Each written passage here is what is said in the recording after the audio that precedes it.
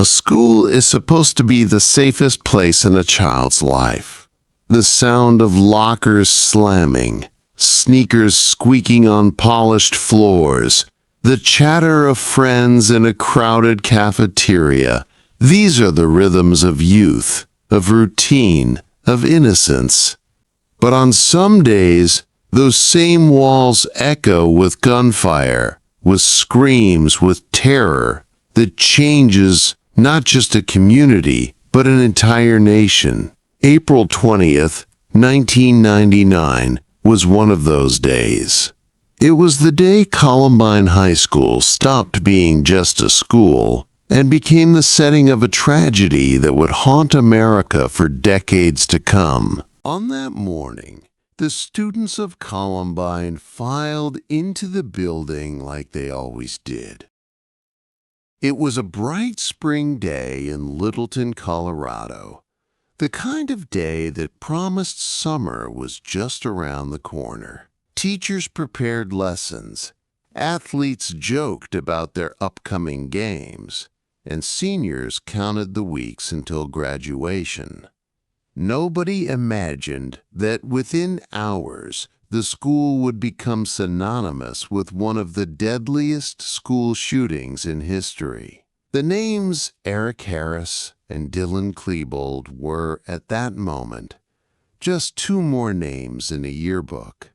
Before the day ended, they would be burned into memory for reasons too horrifying to comprehend. Eric Harris was 18. Intelligent, witty, even charismatic at times, but behind the charm was a young man deeply consumed by anger. He kept journals filled with violent fantasies, designed crude pipe bombs in his basement, and nurtured a worldview that painted him as superior to the people around him. Dylan Klebold was 17, quieter, more withdrawn, often plagued with self-loathing and suicidal thoughts. Together, they were a volatile combination, two teenagers feeding each other's darkest impulses. They filmed themselves speaking directly to a camera, grinning, as they described the destruction they dreamed of unleashing. In one video, Dylan, dressed in black, raised a shotgun and said simply, "We're going to kill you," and for months they planned. They weren't envisioning just a shooting. They wanted a massacre on a scale that would rival acts of war. They studied maps of the school, calculated the busiest times, and built propane bombs intended to rip through the cafeteria at lunchtime. Their writings revealed they wanted more than death. They wanted a spectacle, something that would ensure their names would never be forgotten. In their twisted minds, this was their masterpiece. April 20th was chosen deliberately. It was Adolf Hitler's birthday, a symbolic nod to the hatred they felt boiling inside them. That morning, they met like conspirators preparing for battle. They carried duffel bags stuffed with homemade explosives and weapons, shotguns, rifles, pistols, knives, even additional bombs meant for their cars. Dressed in black trench coats, they looked more like soldiers in a private war than high school seniors. And at 11:19 a.m., the plan began. The bombs they had placed in the cafeteria failed to detonate. Had they worked, hundreds of students eating lunch might have been torn apart in seconds. Frustrated but undeterred, Eric and Dylan moved to Plan B. Outside the school, they pulled out their firearms and began shooting at students gathered near the entrance. Panic erupted instantly. Screams pierced the air as students dropped their books and ran for cover.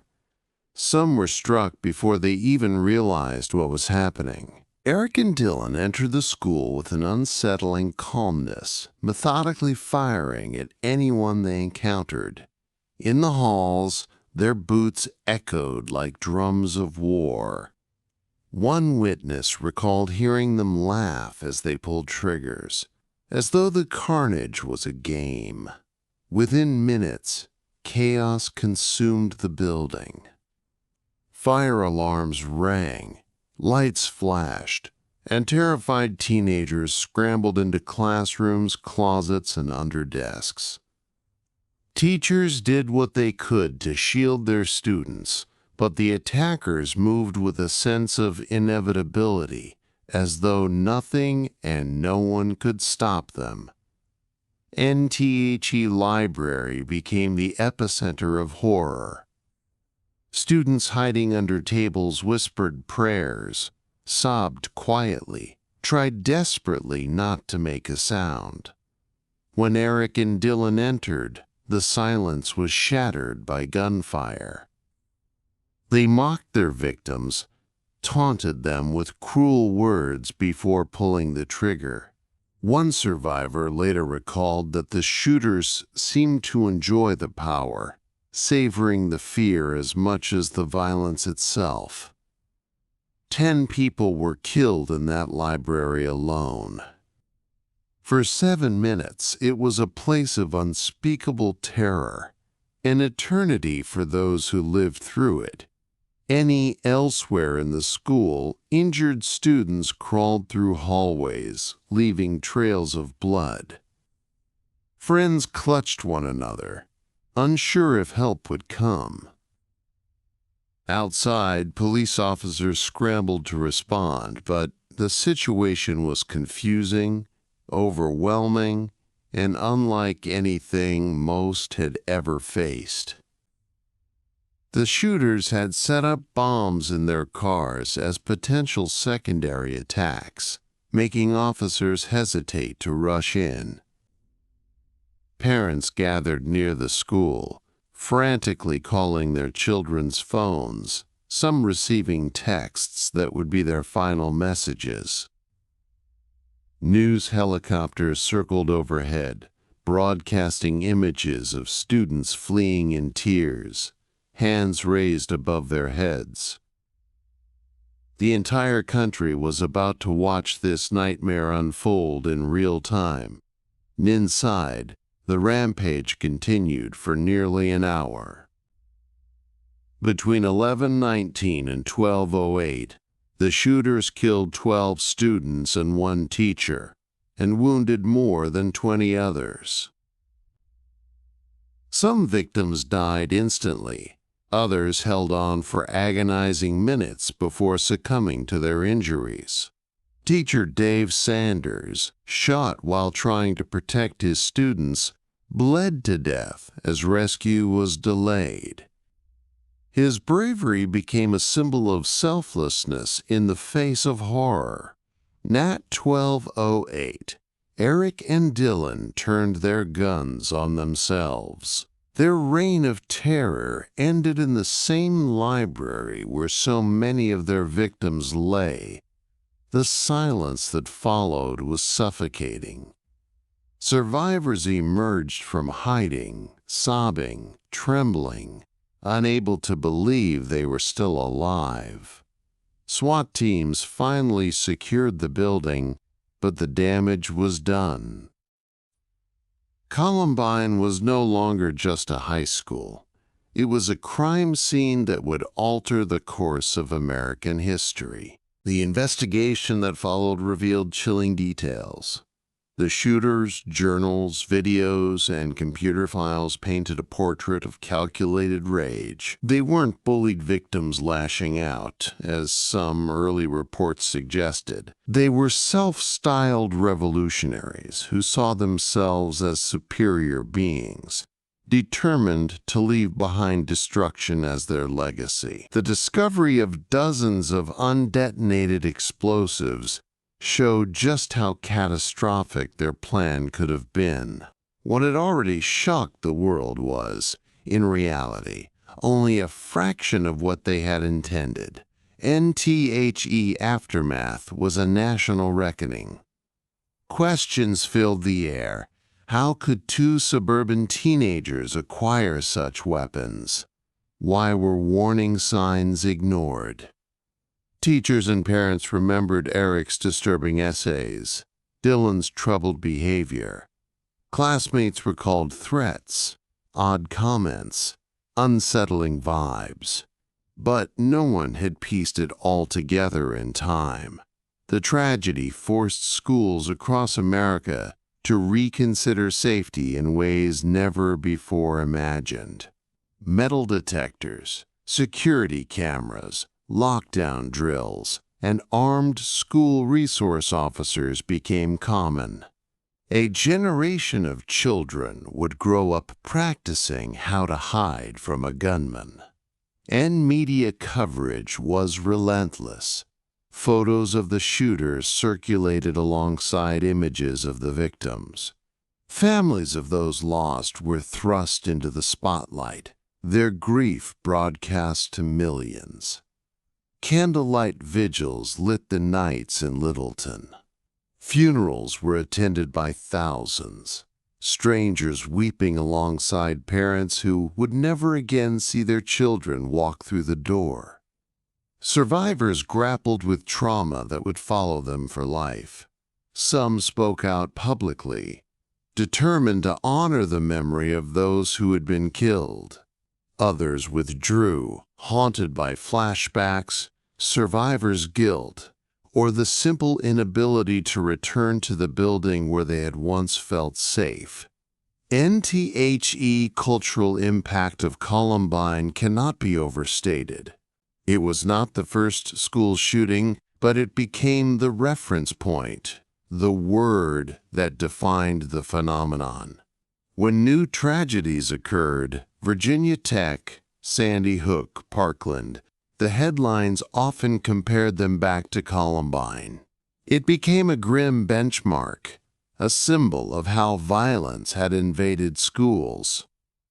For law enforcement, it changed tactics forever.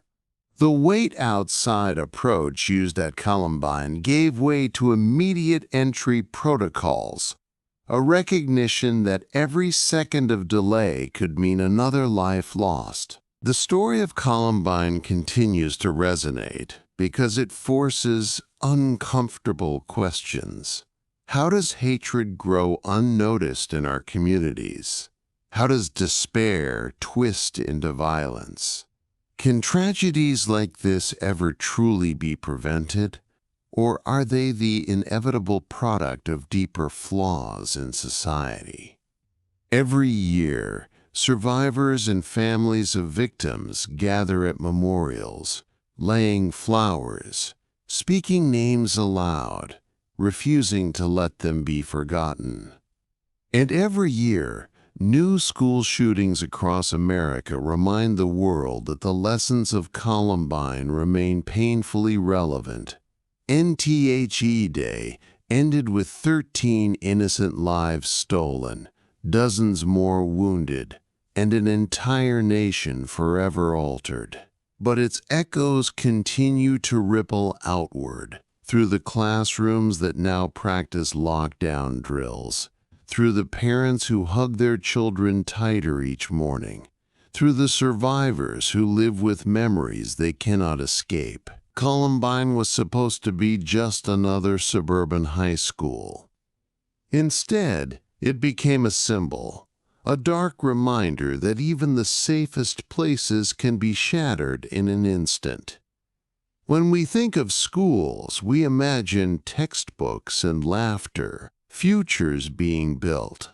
But after Columbine, the word school carried a new shadow, one that is never truly lifted. The legacy of that day is not just in the lives lost, but in the haunting awareness it left behind, that no place is truly safe from violence, not even the classrooms where children should feel most protected. Long before the world knew the word Columbine, long before lockdown drills and active shooter training became part of daily life, there was another tragedy, one that unfolded not with gunfire but with fire and thunder, one that shook an entire community to its core and still stands as the deadliest school massacre in American history. It was May 18, 1927, in Bath Township, Michigan, a quiet farming community where families trusted their neighbors and children walked dusty roads to a newly built school that symbolized progress. That morning began like any other spring day, but by afternoon, Bath would be remembered not for its crops or its church gatherings, but for a horror that seemed almost unimaginable in its cruelty. Nandrew Kehoe was, to most of his neighbors, an intelligent if somewhat peculiar man. He was known for being meticulous, always tinkering with machinery, often fixing farm equipment with skill that impressed those around him. But beneath that veneer of competence, Kehoe harbored a bitterness that festered year after year. He had financial troubles, his farm was burdened with debt, and he resented the taxes levied to fund the newly consolidated school in Bath Township. In his mind, the school was not a symbol of growth but of betrayal, a burden imposed on him by a community that had turned against him. He served as the school board treasurer, and with every meeting, every tax discussion, his anger deepened. NHI's wife, Nellie, was gravely ill with tuberculosis, requiring constant care. Medical bills drained their resources, and the farm, once a source of pride, became a symbol of his failures. Kehoe was described by many as a man quick to anger, prone to harsh words, and often resentful of others' successes. But no one imagined that the frustrations boiling inside him would one day erupt in the form of calculated mass violence. He began buying explosives, dynamite, and pyritol, a war surplus incendiary used widely at the time for agricultural purposes. In small farming towns, it was not unusual to use such materials for clearing stumps or rocks. Nobody questioned why Kehoe had so much of it. Nobody realized he was amassing the ingredients of destruction. In FOR months, Kehoe worked in secret, hiding his plan behind the ordinary tasks of farming life. While neighbors saw him tending fields or attending meetings, he was quietly wiring bombs beneath Bath Consolidated School. He used his knowledge of electrical circuits to connect the charges, carefully timing his work so that no one would notice. He built devices in his outbuildings, all the while maintaining the appearance of a man simply struggling with life's challenges. No one suspected that beneath the very floors where children recited their lessons, death was waiting.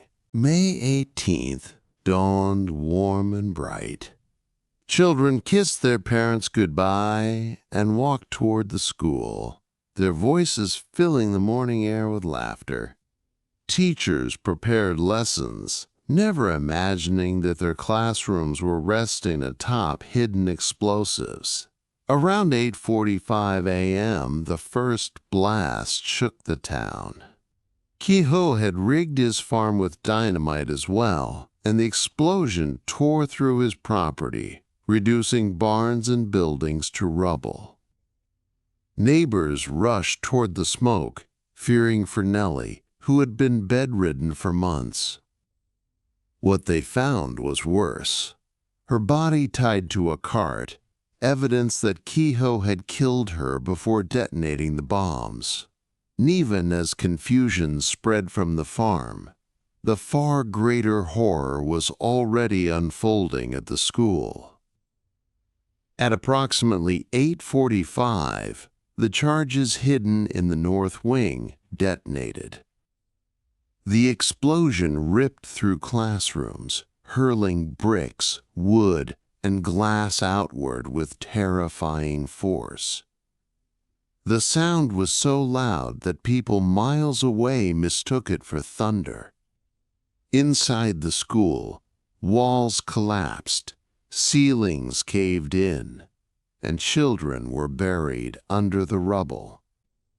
Survivors staggered out, dazed and bloodied, their clothes torn by splinters of wood and shards of glass. Teachers screamed for help, clawing at the debris with bare hands, desperate to pull their students free. NTHE scene was apocalyptic. Parents, hearing the blast, ran toward the school, only to be met with smoke, dust, and the cries of trapped children. They threw themselves into rescue efforts, some lifting beams, others digging with their hands until their nails bled. The injured were carried into makeshift triage areas set up on the grass outside. Horses and wagons were used to transport the wounded, their bodies jolting with each uneven bump of the dirt road. The small township had no capacity for such a disaster, and panic spread like wildfire. NBUT, the terror was not over. As rescuers fought to save lives, Andrew Kehoe himself arrived at the school in his Ford truck. The vehicle was loaded with dynamite and scrap metal. Witnesses said he looked calm, even smug, as he pulled up and surveyed the scene of chaos. The superintendent of the school, Emery Huick, approached him. Words were exchanged. Accounts differ on exactly what was said, but moments later, Kehoe pulled out a rifle and fired into the explosives in his truck. The vehicle erupted in another deafening blast, killing himself, Superintendent Huick, several others, and injuring many more. Shrapnel tore through the crowd, bodies were thrown to the ground, and the horror multiplied. Those who survived remembered the sheer disbelief of it all, the realization that while they were fighting to save their children, Kehoe had returned not to help, but to kill even more. When the smoke cleared, the devastation was almost too much to comprehend.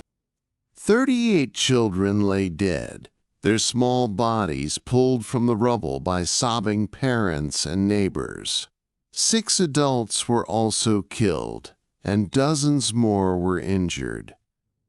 In total, the Bath school disaster claimed 45 lives, including Kehoe himself, making it the deadliest school massacre in U.S. history. NTHE investigation uncovered an even more chilling truth. More than 500 pounds of unexploded dynamite had been planted under the school's south wing. For reasons still debated, faulty wiring, bad timing, or sheer luck, the charges had failed to detonate. Had they exploded, the entire building might have collapsed, doubling or even tripling the death toll. The scale of Kehoe's plan was staggering, his intention nothing less than the total destruction of Bath Consolidated School. News spread across Michigan and the nation. Horror turned to grief, and grief to anger. Why had no one seen this coming?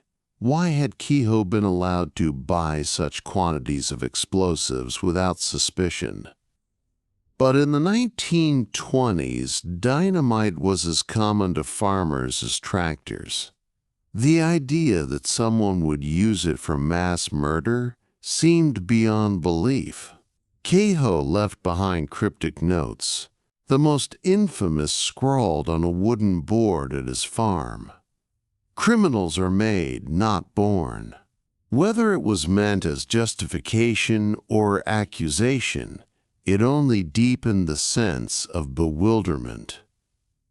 Funerals filled the following days, processions of small coffins carried through the streets of Bath. Entire families were shattered. Parents who had kissed their children goodbye that morning now faced the unimaginable task of burying them. The town was draped in black, and survivors carried scars both visible and invisible. Many of the injured children never fully recovered, their lives altered physically and emotionally by that day. For the community, trust was broken. The men they had once elected to the school board had turned out to be their destroyer. NTHE Bath school disaster left a legacy that lingers, even though it is rarely remembered in the same breath as Columbine or Sandy Hook.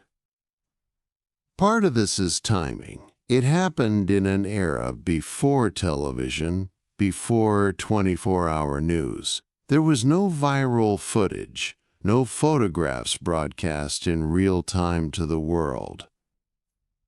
Coverage existed in newspapers, black and white images of rubble and grief. But without the immediacy of modern media, the event faded from the national memory more quickly than it should have.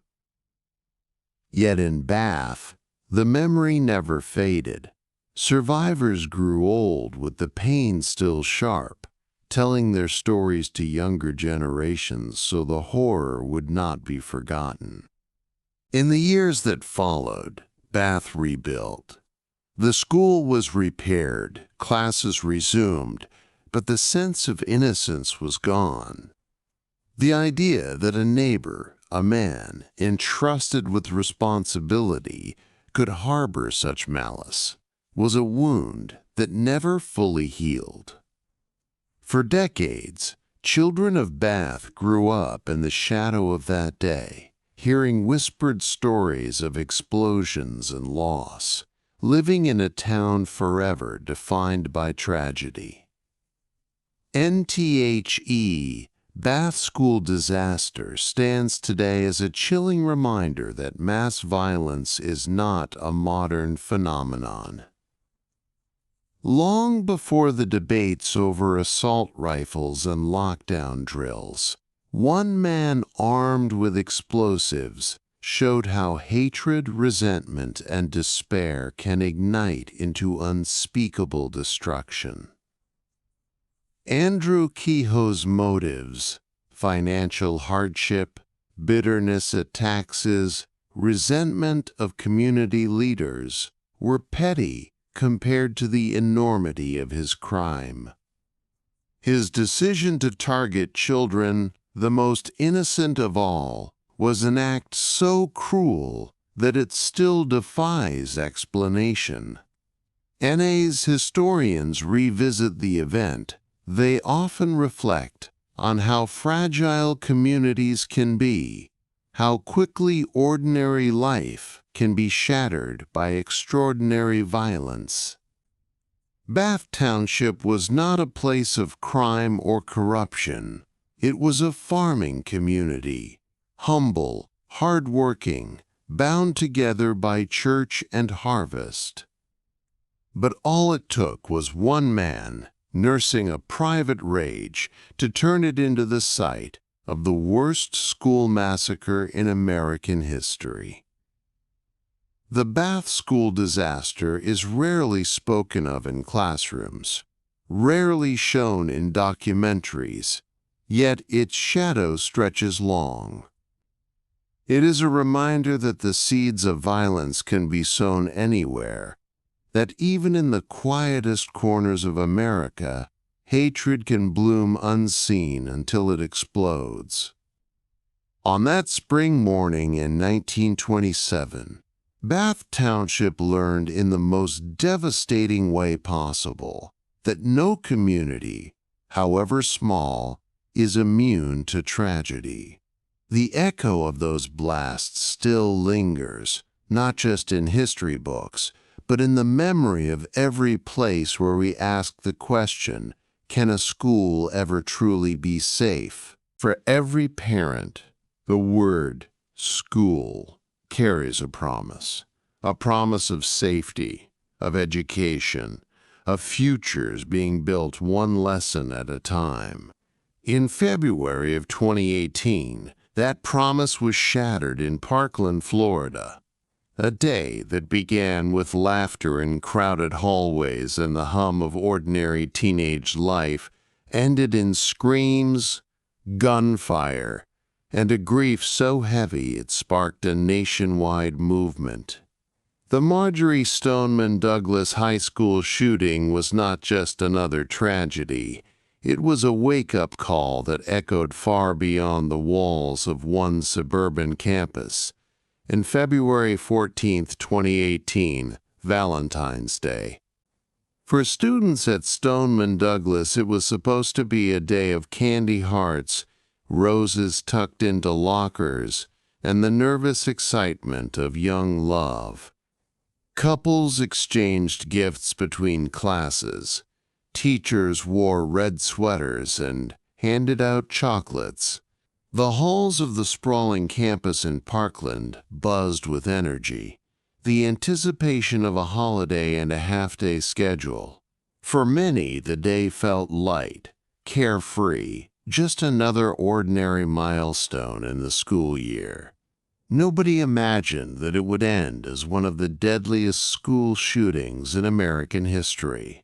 Among the 3,000 students enrolled was 19-year-old Nicholas Cruz, a former student expelled the year before for disciplinary reasons. He had a history of behavioral problems, violent outbursts, and disturbing social media posts. Teachers had raised concerns. Classmates remembered him as troubled, often making threats that blurred the line between joke and warning. Police had been called to his home dozens of times. The FBI had even received tips about him, but in a system overwhelmed with red flags, Cruz slipped through the cracks. On that Valentine's Day, he arrived at the school armed with a legally purchased AR-15 style rifle, carrying extra magazines and wearing a black backpack. Around 2:19 p.m., Cruz was dropped off by an Uber outside the campus. Surveillance cameras captured his figure moving calmly toward the freshman building, a 3-story structure filled with classrooms. He blended in enough to avoid suspicion. Dressed in maroon, wearing a cap, he looked like just another teenager walking into school. But hidden inside his bag was death waiting to be unleashed. At 2:21, Cruz entered Building 12 through the east stairwell. He pulled out his rifle, chambered a round, and began firing into classrooms on the first floor. Bullets shattered glass, pierced doors, struck students before they even had time to react. Teachers tried to shield their classes, some pushing children into corners, others locking doors seconds before shots ripped through the wood. Fire alarms blared as smoke from his weapon filled the hallways. Students, trained by countless lockdown drills, tried to remember the instructions: run, hide, fight. But the drills had never prepared them for the sound of real gunfire echoing so close, the screams of classmates already bleeding on the ground. And panic swept the building. Some students fled through doors into the parking lot, sprinting across the campus with their hands in the air. Others froze, hiding under desks, texting their parents in frantic messages, "I love you. If I don't make it out, remember me." Teachers on the second and third floors struggled to keep their students calm as the sound of gunfire grew louder, closer. One student live-streamed the chaos from inside a classroom, the terror visible in shaking hands and whispered cries. The horror was unfolding not only in Parkland, but in real time across social media. Neenan. Cruz moved methodically. He fired into classroom after classroom, reloading with chilling calm. In a matter of minutes, he had unleashed over 150 rounds. 17 people were killed, 14 students and 3 staff members, and 17 more were wounded. Some victims died instantly, struck by bullets to the head or chest. Others bled out as friends tried desperately to apply pressure with whatever they could find: shirts, backpacks, trembling hands. The carnage was unimaginable, yet the shooter showed no signs of hesitation. Survivors later recalled his expression as cold, detached, almost mechanical. And outside, chaos erupted. Police cars and ambulances swarmed the campus. Parents, alerted by frantic texts and news reports, rushed toward the school, only to be held back by barricades. They watched in agony as students streamed out, hands raised, faces streaked with tears. Some were reunited with their children in desperate hugs. Others waited, praying for a glimpse that never came, the sound of sirens mixed with sobs, the air thick with disbelief. Parkland, a town known for its quiet suburban life, was now the center of the nation's attention. Inside Building 12, SWAT teams began clearing rooms, shouting for students to keep their hands up. They guided survivors out through stairwells, past blood-stained floors and broken glass. For those who made it out alive, the images would never fade. The sight of classmates lifeless in their seats, the smell of gunpowder, the sound of their own hearts pounding louder than the sirens outside. Meanwhile, Cruz slipped out in the confusion. Leaving his weapon behind, he blended in with the fleeing students and walked off campus. For more than an hour, he evaded capture, walking into a nearby neighborhood and stopping briefly at a fast food restaurant. At 3:41 p.m., police finally spotted him and took him into custody without incident. The boy who had once walked those halls as a student was now handcuffed on the sidewalk, his expression blank as the world learned his name. The aftermath was immediate and overwhelming. 17 lives had been stolen in less than 7 minutes. Among them were Alyssa Al-Hadef, a 14-year-old soccer player full of dreams; Joaquin Guac Oliver, known for his big smile and love of life; Jamie Gutenberg, who never made it home to her family; and teachers like Scott Beagle, who unlocked his classroom door to shelter students and was gunned down in the process. Each name carried a story, a future cut short, families left with an unfillable void.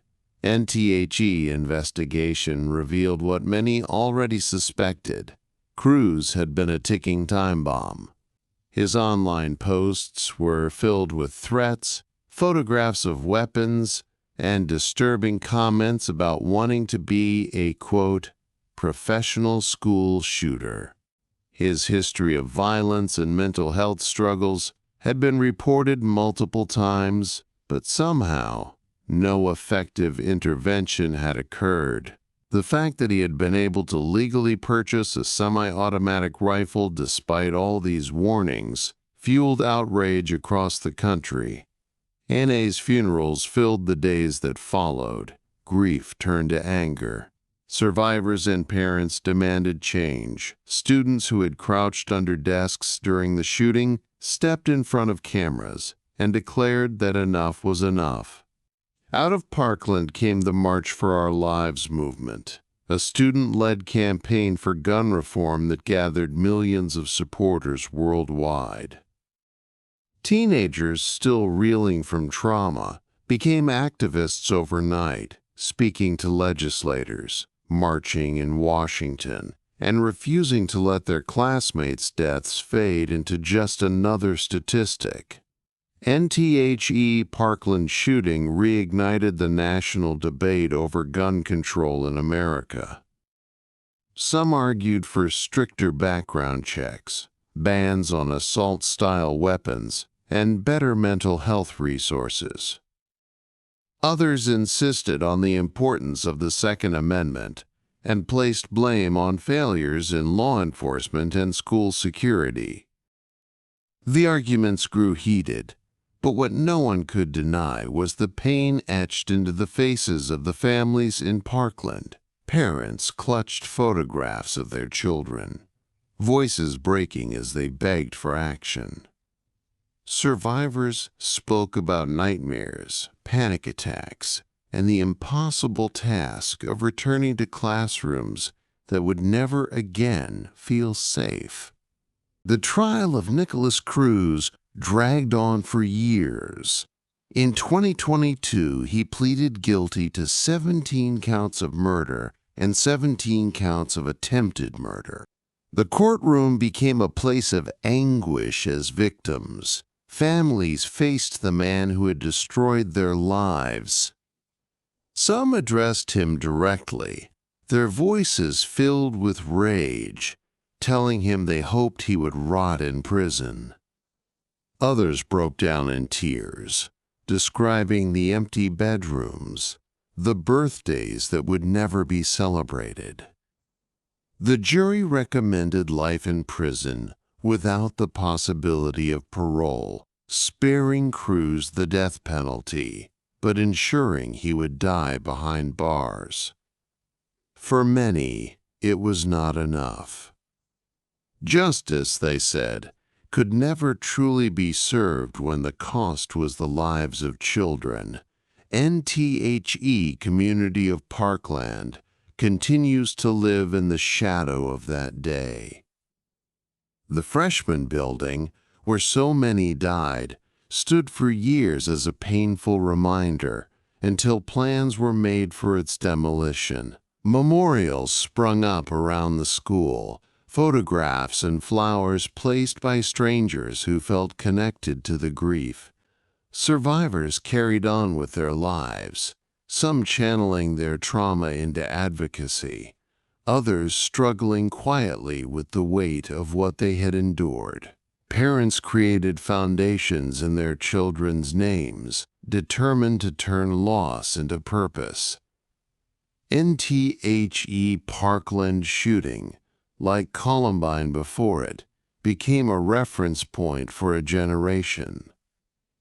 It forced Americans once again to confront questions with no easy answers. How many warnings must be ignored before action is taken? How many children must die before classrooms are safe? And perhaps the hardest question of all, why do tragedies like this keep happening, again and again, despite the promises of change? Those who lived it, the memories are forever. The sound of the fire alarm, followed by gunshots, the texts sent to loved ones in desperation, the faces of classmates who never made it out. For those who watched from afar, the images broadcast on that Valentine's Day remain etched in memory. Teenagers sprinting across lawns with hands raised, parents sobbing as they clutched one another, the flashing lights of patrol cars illuminating a place of learning turned into a place of horror. Parkland was a community like any other, filled with promise, laughter, and ordinary dreams. On February 14, 2018, those dreams were stolen in less than 10 minutes. 17 lives ended, countless more were shattered, and a nation was once again reminded of its own fragility. The sound of gunfire at Stoneman Douglas High School still echoes, not only in the hearts of those who survived, but in every debate, every march, every parent's silent fear when they wave goodbye to their child at the school gates. It was a day that began with roses and ended in funerals, a Valentine's Day no one will ever forget. It began as a crisp, quiet spring morning in Blacksburg, Virginia. The kind of day where the Appalachian sky looked endless, where the scent of blooming trees carried across campus walkways, and where the ordinary hum of student life filled the air. But on April 16, 2007, the peaceful Virginia Tech campus would be transformed into something unimaginable. A war zone, a crime scene, a place forever marked by the deadliest school shooting in modern American history. What began with the ring of an alarm clock ended with 32 lives stolen, dozens more scarred, and a nation asking questions it still cannot answer. NTHE's sun rose over Virginia Tech that Monday morning like it always did. The sprawling campus, home to more than 30,000 students, was coming alive. Students hurried to morning classes, some clutching coffee cups, others still rubbing the sleep from their eyes. Professors prepared lectures, emails buzzed across laptops, and the rhythm of college life unfolded in small, ordinary ways. For many, the day carried no particular significance. Exams loomed, papers were due, but nothing out of the ordinary lingered in the air. Beneath that surface of normalcy, however, one student carried with him a plan that had been building for years, a plan that would turn this ordinary spring day into one of the darkest in American memory. NHI's name was Sang-Hui Cho. A 23-year-old English major, Cho had lived much of his life in silence. Diagnosed with severe social anxiety, selective mutism, and depression, he was often described as withdrawn, barely speaking even to his professors. Classmates remembered him as the student who sat in the back corner, hat pulled low, avoiding eye contact. He rarely spoke, but when he did, it was often unsettling. His writings were filled with violent imagery, disturbing rants about vengeance and hatred. Teachers flagged him, counselors tried to intervene, but the line between eccentricity and true danger was blurred, and Cho slipped through cracks too wide to notice. NBY 7:15 a.m. on April 16th, Cho had already begun his attack. He entered West Ambler Johnston Hall, a co-ed dormitory, armed with 2 handguns, a 9mm Glock, and a .22 caliber Walther pistol. His first victims were freshman Emily Hilscher, a bright, animal-loving student who dreamed of becoming a veterinarian, and Ryan Clark, a resident advisor known for his kindness and leadership. Emily was shot in her room. Ryan, rushing to help when he heard commotion, was gunned down in the hallway. With 2 lives already taken, Cho walked away, disappearing back into the anonymity of campus life. What followed was 2 hours of confusion and uncertainty. Campus police responded to the dorm shooting, but treated it as an isolated incident, possibly a domestic dispute. They issued no campus-wide alert, no lockdown, no warning to the thousands of students making their way to morning classes. The assumption was that the danger had passed. Meanwhile, Cho was preparing for something far worse. And at 9:01 a.m., Cho mailed a package to NBC News in New York, containing a rambling manifesto, photos of himself holding weapons, and videos in which he ranted about persecution, wealth, and revenge. His words were a storm of anger and incoherence, filled with references to being forced into a martyrdom by society's cruelty. "You forced me into a corner," he declared. "You had 100 billion chances and ways to have avoided today, but you decided to spill my blood." The package was a glimpse into the storm that had been building in his mind for years, a storm about to be unleashed in the most devastating way. NBY 9:40 a.m.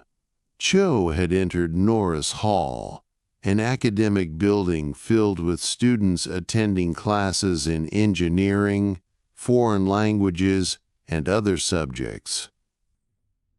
He chained the main doors shut behind him, trapping everyone inside. Armed with his 2 pistols and carrying hundreds of rounds of ammunition, he moved with chilling precision. The sound of gunfire shattered the ordinary quiet of the classrooms. Students screamed, ducked under desks, and scrambled to escape through windows. Some jumped from the 2nd story, breaking bones but saving their lives. Others barricaded doors with tables and chairs, pressing their weight against the wood as Cho fired relentlessly from the hallway. Inside each classroom, terror reigned. In room 211, Professor G.V. Logan-Nathan was delivering a lecture when Cho burst in and began shooting. The professor was killed instantly. Students screamed, trying to crawl away, but Cho fired at anyone in his line of sight. In room 205, Professor Jamie Bishop, beloved for his kindness, was struck down as he tried to protect his students. In room 206, Holocaust survivor Professor Liviu Librescu blocked the door with his own body, giving his students precious seconds to escape through the windows. He was gunned down, but his sacrifice saved dozens of lives. NFOR 11 minutes. Norris Hall was a killing ground. Cho moved from classroom to classroom, firing indiscriminately. The sound of his gunfire echoed through the halls, punctuated by screams, the thud of bodies hitting the floor, the desperate cries of students on their phones whispering to 911 operators. Police rushed toward the building, but the chained doors slowed them down. They tried to blast their way inside as Cho continued his rampage. At 9:51 a.m., As police finally breached Norris Hall, Cho turned one of his guns on himself. His body was found amid the carnage he had created. In the span of a little over 10 minutes, he had killed 30 people inside Norris Hall, adding to the 2 lives he had taken earlier in the dorm. 32 innocent lives in total, with 17 more injured. It was the deadliest school shooting in U.S. history. The aftermath was beyond comprehension. The campus of Virginia Tech, known for its beauty and vibrancy, became a scene of horror. Students wept as they were escorted out of buildings, hands above their heads. Parents flooded the campus, desperate for news. Some reunited with their children, others left to wait in anguish. The drill field, a grassy expanse at the heart of campus, became a gathering place for vigils, a sea of candles flickering in the night as names of the dead were read aloud. NTHE victims came from diverse backgrounds, countries, and walks of life. There was 20-year-old Rima Samaha, a dancer whose laughter filled every room.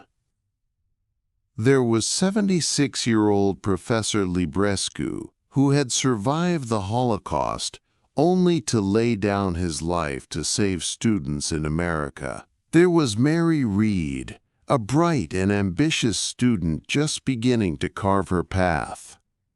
Each of the 32 carried a story, a set of dreams, families left shattered by the unimaginable.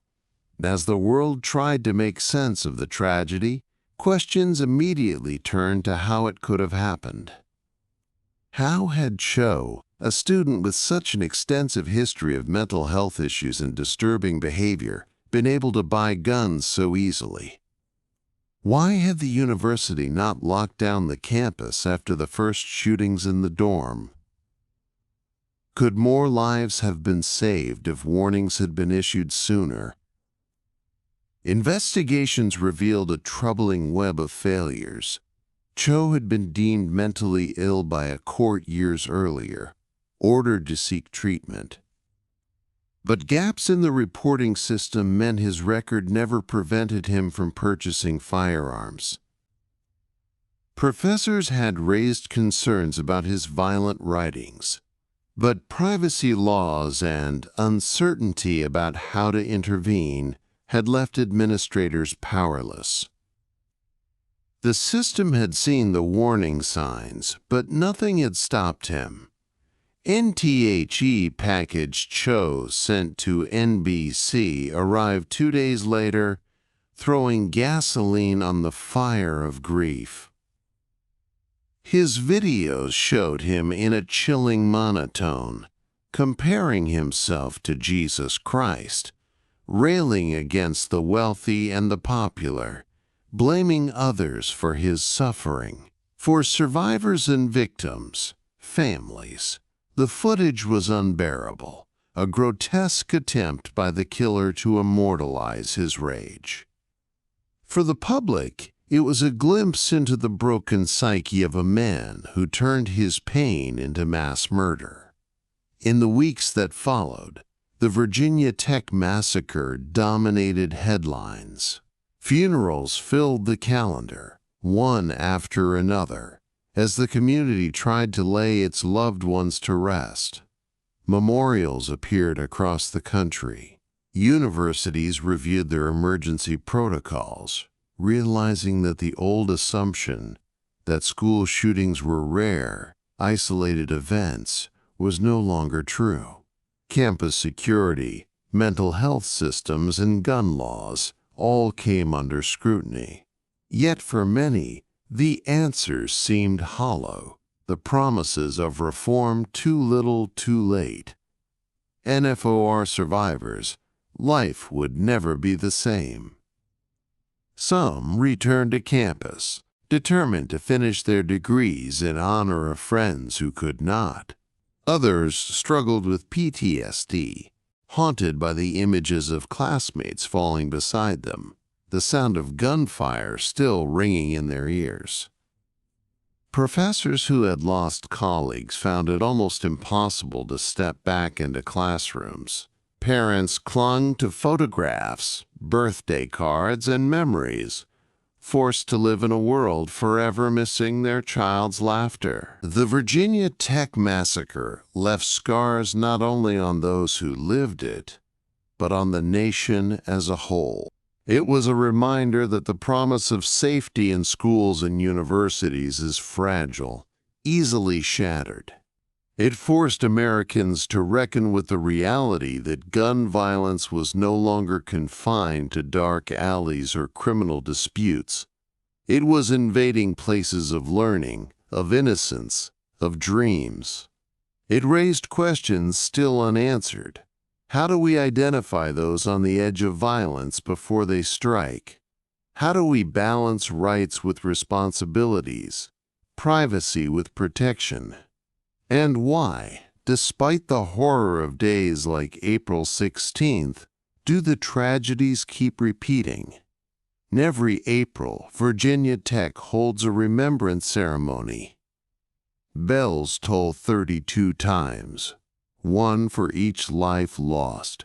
The drill field fills with students, faculty, and families, candles flickering in the twilight.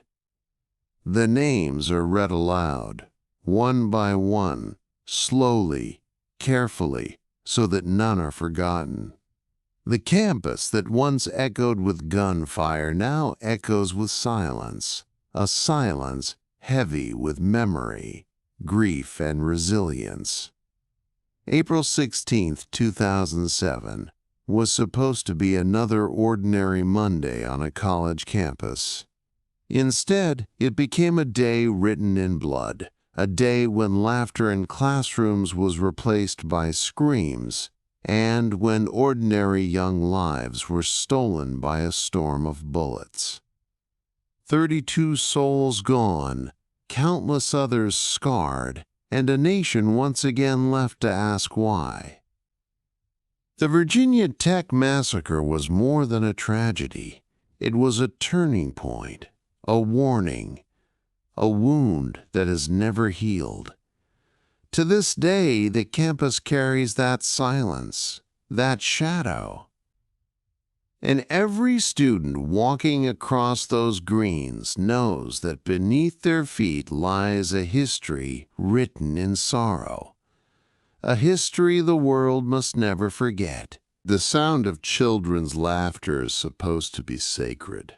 It is the soundtrack of innocence, of beginnings, of a world still untainted by cruelty. But on December 14, 2012, that sound was silenced inside a small-town elementary school in Newtown, Connecticut. What began as an ordinary morning in a community known for its peace and charm ended in a nightmare so horrific it shocked not only America, but the entire world. 20 children, most of them just 6 and 7 years old, along with 6 devoted educators, lost their lives in what became one of the deadliest and most heartbreaking school shootings in history. NTHAT Friday morning was crisp, cold, and quiet. Parents bundled their children in coats, kissed their foreheads, and dropped them off at Sandy Hook Elementary, a red brick school tucked into a serene, wooded corner of Newtown. The school, serving grades kindergarten through 4th, had long been considered a safe, nurturing place. Teachers decorated classrooms with construction paper snowflakes and hand-drawn pictures, preparing for the holiday season. The hum of crayons on paper, the soft recitation of spelling words, and the shuffle of little sneakers against the tiled floors filled the halls. It was the kind of morning where nothing seemed out of place. But lurking just beyond that sense of calm was a 20-year-old man spiraling into darkness. Nadim Lanza lived only a few miles away. He had grown up in Newtown, the son of a teacher and a corporate executive. From the outside, his life had the hallmarks of privilege and stability. But inside the home, and inside his mind, things were far from ordinary. Lanza had been diagnosed with multiple mental health issues, including severe anxiety, obsessive-compulsive disorder, and Asperger's syndrome. He was described as socially isolated, painfully shy, and unable to connect with peers. As he grew older, his isolation deepened. He withdrew from friends, avoided sunlight, and became obsessed with mass shootings. On his computer were countless files on previous massacres, diagrams of weapons, and an obsession with death. His mother, Nancy Lanza, tried to help, but she too became trapped in his world, stockpiling guns, taking him to shooting ranges, perhaps believing it was a way to bond, never realizing she was feeding a growing obsession. On the morning of December 14th, Adam Lanza killed his first victim, his own mother. As she slept in bed, he shot her 4 times with a .22 caliber rifle. He then drove her black Honda Civic to Sandy Hook Elementary, carrying with him a Bushmaster XM 15E2S rifle, 2 handguns, and hundreds of rounds of ammunition. He was dressed in black, wearing a tactical vest, prepared for destruction. At 9:35 a.m., he arrived at the school. The doors were locked, but he shot his way through the glass at the front entrance, shattering the morning calm. The sound of gunfire echoed through the building, confusing staff who at first thought something heavy had fallen. Principal Dawn Hochsprung and school psychologist Mary Sherlock rushed toward the sound, instinctively trying to protect their students. Lanza shot them both, killing them instantly. Teacher Natalie Hammond was critically injured but survived. From there, the massacre unfolded with horrifying speed. Lanza moved down the hallway and entered the first classroom he found, Room 8, where substitute teacher Lauren Rousseau was leading a group of first graders. He fired relentlessly. 14 children and Lauren herself were killed within seconds. The gunfire was deafening, the destruction swift. Next, he entered Room 10. Teacher Victoria Soto, only 27 years old, had hidden her students in closets and cabinets when she heard the shots. When Lanza burst in, she told him the children were in the gym. He shot her dead, but many of her students survived because of her bravery. Still, 6 more children were killed in that classroom. NTHE massacre continued. In Room 12, special education teacher Anne Marie Murphy tried to shield 6-year-old Dylan Hockley with her body. Both were killed, but her act of protection became a haunting testament to the love teachers have for their students. In Room 9, Rachel Davino, a behavioral therapist, was gunned down as she tried to calm the chaos. NTHE shooting lasted less than 5 minutes. By 9:40 a.m., 26 people lay dead inside Sandy Hook Elementary, 20 children, all between the ages of 6 and 7, and 6 adult staff members. Lanza then turned one of his handguns on himself, ending his life before police reached him. The silence that followed was unbearable. broken only by the cries of survivors hiding in closets and the wails of sirens outside. NTHE scene that first responders encountered was one of unimaginable horror. Tiny bodies lay still in classrooms decorated with holiday crafts. Teachers who had dedicated their lives to nurturing children were lifeless on the floor. Survivors, trembling and sobbing, were led out of the building in single file, hands on the shoulders of the person in front of them, eyes shielded from what they had just witnessed. Parents waiting outside were told to gather at the firehouse down the road, where names would be read. Some were reunited with their children in tears of relief. Others waited as the list dwindled, until the unbearable reality sank in. Their child would never come home. The aftermath was a tidal wave of grief that rippled across the globe. The faces of the victims, smiling school portraits of first graders with missing teeth and bright eyes, were plastered on every screen. The names, Charlotte, Daniel, Olivia, Anna, Benjamin, Grace, became etched into the hearts of millions. The idea that such young children, in what should have been the safest place in their lives, could be massacred in cold blood shattered any illusions of safety. NTHE investigation into Adam Lanza revealed a portrait of obsession and deterioration. His computer contained thousands of documents and images related to mass killings. He had kept meticulous notes, studied past shooters, and even maintained a spreadsheet cataloging hundreds of attacks. He had withdrawn so completely from reality that he barely left his room, communicating with his mother only through email despite living in the same house. The stockpile of weapons he used had been legally purchased by Nancy Lanza. Her attempts to connect with him through shooting sports had, tragically, equipped him with the tools for mass murder. NTHE Sandy Hook tragedy reignited the national debate on gun control like nothing before.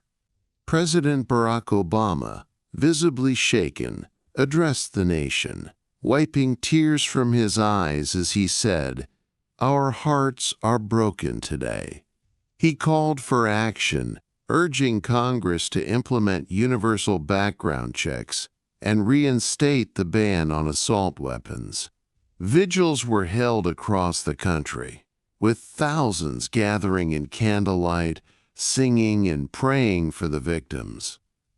But the political divide was immediate and sharp. Some called for stricter gun laws. Others insisted that the answer was more security, more armed guards, more preparation. What made Sandy Hook different, however, was not just the scale of the tragedy, but the age of the victims. These were not teenagers or adults.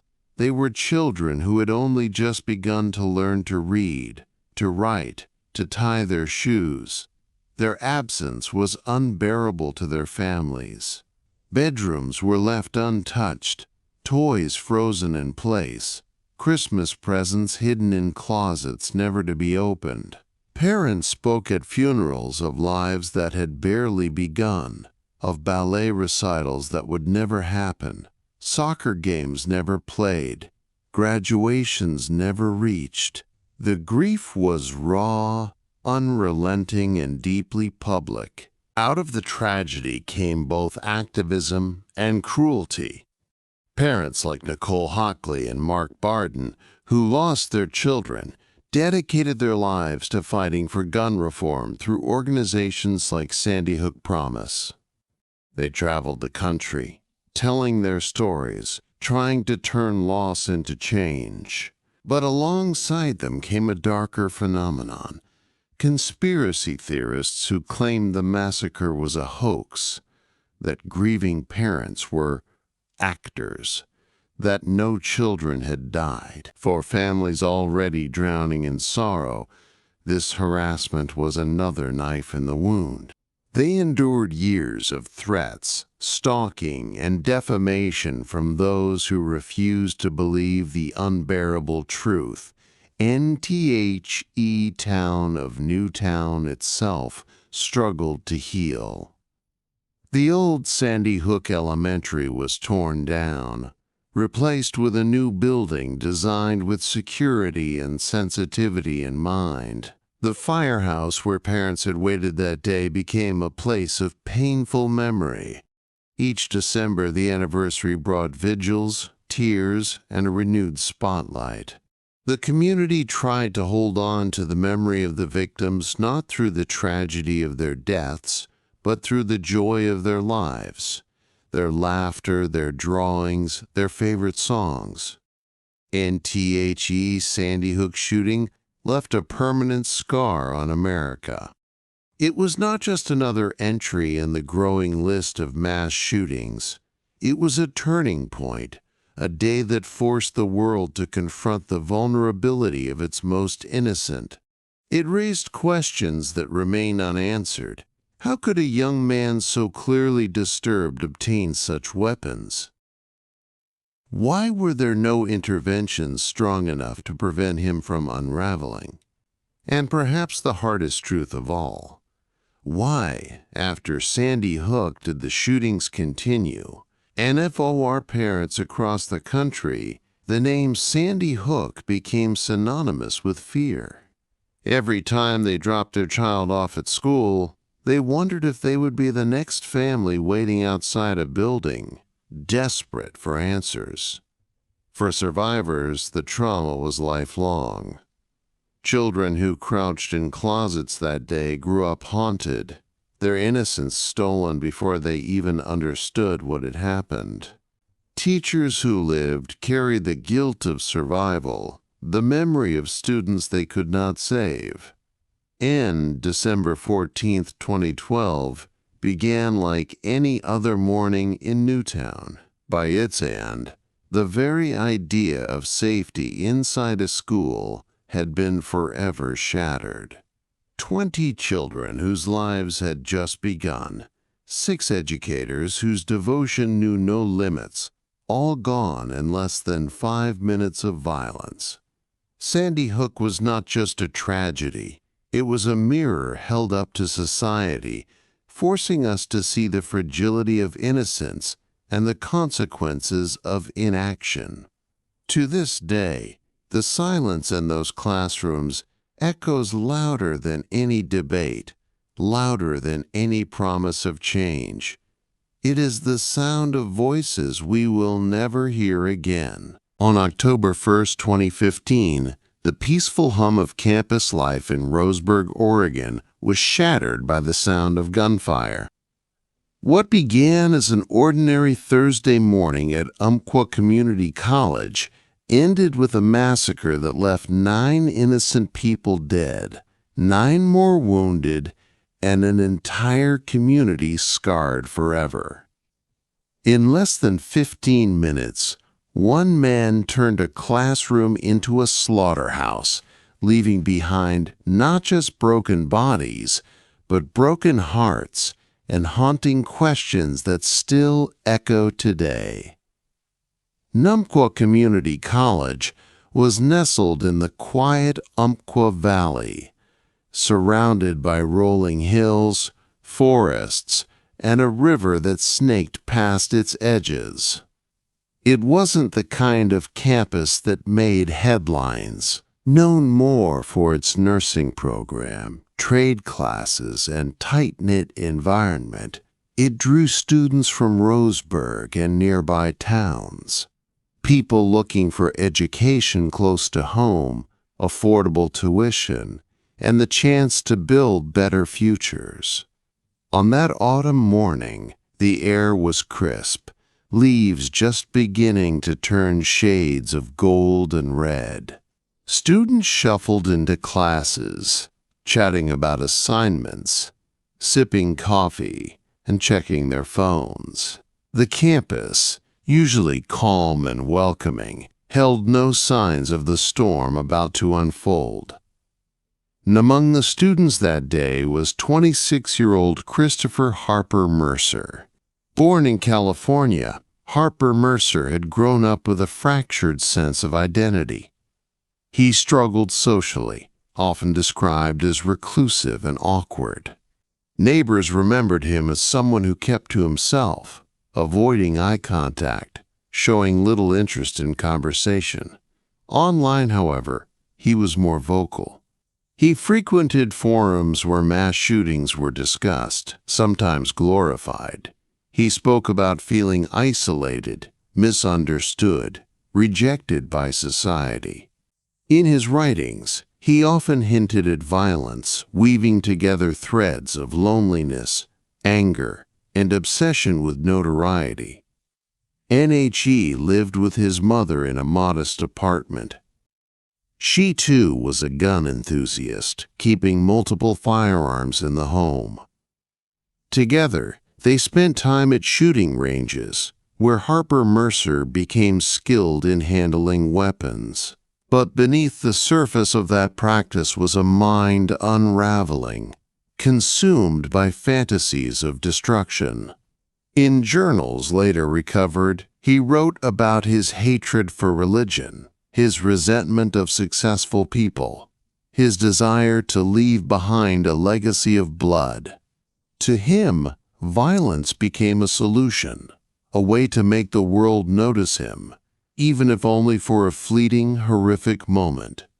And on the morning of October 1st, Harper Mercer armed himself with 6 guns, 5 pistols and 1 rifle, along with spare ammunition. He wore a bulletproof vest, carried enough firepower to wage war, and left behind a note in which he described his plan. At around 10:38 a.m., he walked into Snyder Hall, a building where students were already immersed in their Thursday classes. He headed to room 15, a writing class taught by English professor Lawrence Levine, and opened fire without hesitation. The sound of gunshots tore through the classroom. Students screamed, ducked for cover, some diving under desks, others trying to crawl to safety. Professor Levine was killed almost instantly. Chaos erupted as Harper Mercer barked orders, forcing students to stand, to answer questions, to face him directly. Survivors later recalled his voice, cold, commanding, terrifying in its calmness. He singled out students by asking their religion. Those who said they were Christian were shot in the head.